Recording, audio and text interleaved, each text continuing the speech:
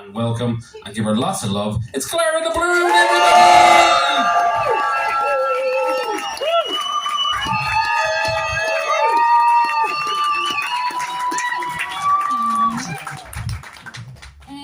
I'd like to talk about something actually quite serious tonight. It is a silent threat in our society, and that is the dangers of at-home waxing.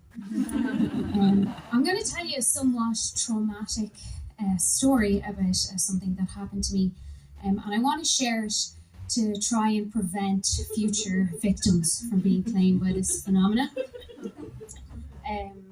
It was the summer of 2008, and for reasons I'll never understand, my biggest goal that summer was to lose my virginity before I turned 17, before it was legal.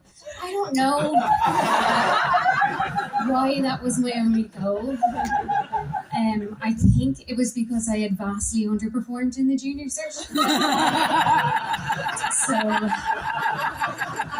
I just kind of thought, if I wasn't an academic, I might as well be a fucking legend.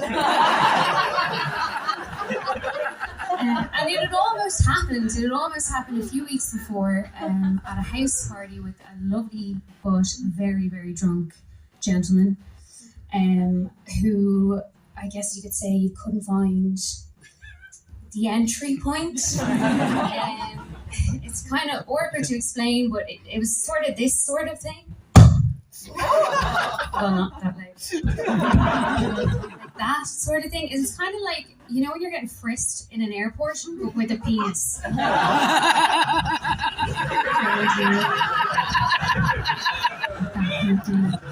in fairness, to be fair to the poor guy, like, when you're a virgin, you just don't know how this stuff works. It's really, really tough. It is. And I had no idea what I was doing either. So I just kind of left it to him to figure out. And eventually he turned to me and he was like, "I'm so drunk. I'm so sorry.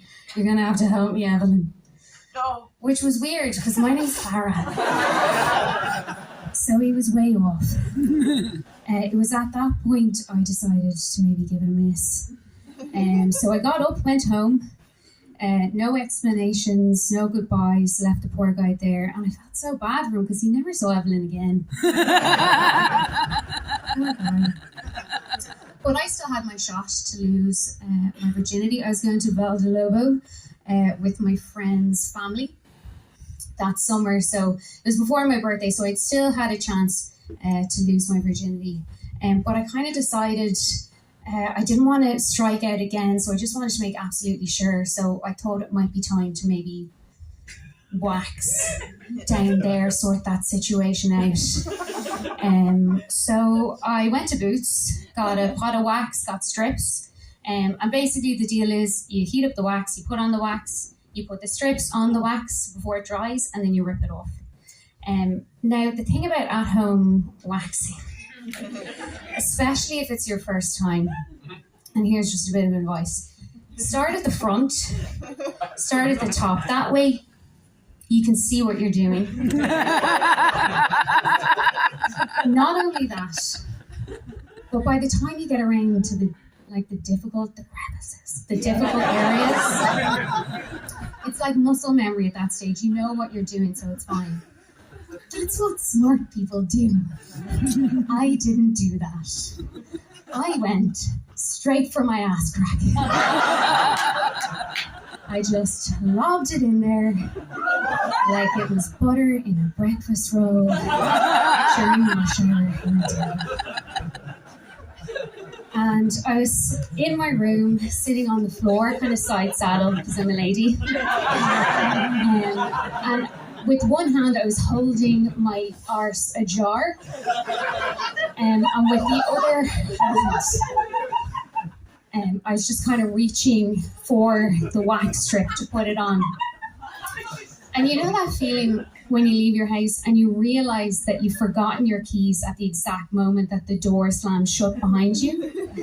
Well, I was like just this close to grabbing the wax strip when I lost my grip. And my cheeks just clapped shut. Now, it was fast-acting wax. Not just that, without getting too descriptive, but sort of the hairs in there have become intertwined at some stage to form what I can only describe as a wattle and daub style composite. So I had effectively glued my butt shut. I panicked, obviously, ran into the shower, tried soap and water. That didn't work, so I moved on to plan B. Plan B was to find a utensil and just sort of jimmy it open. So I waddled into the kitchen crying, and the first thing I grabbed was a soft-tip spatula. That didn't work. Tried a bunch of different things. Went at it with a whisk for a while. You know, when you pinch a whisk and it kind of, I thought it might make a claw. It's fine. It didn't work, so it's not like getting into it. And eventually I settled on one of those plastic picnic spoons.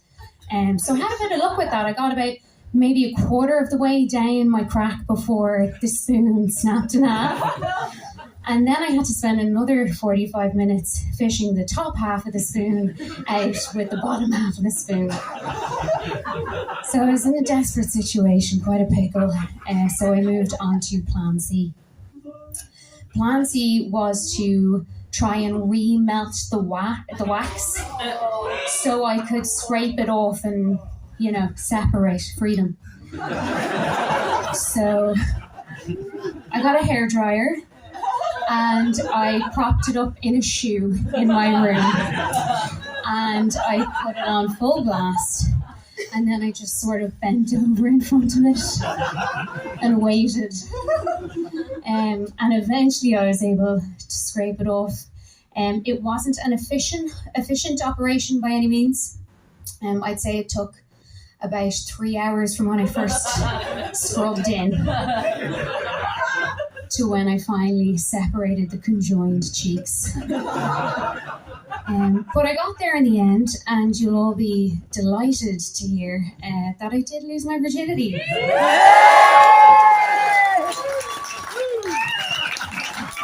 Hello.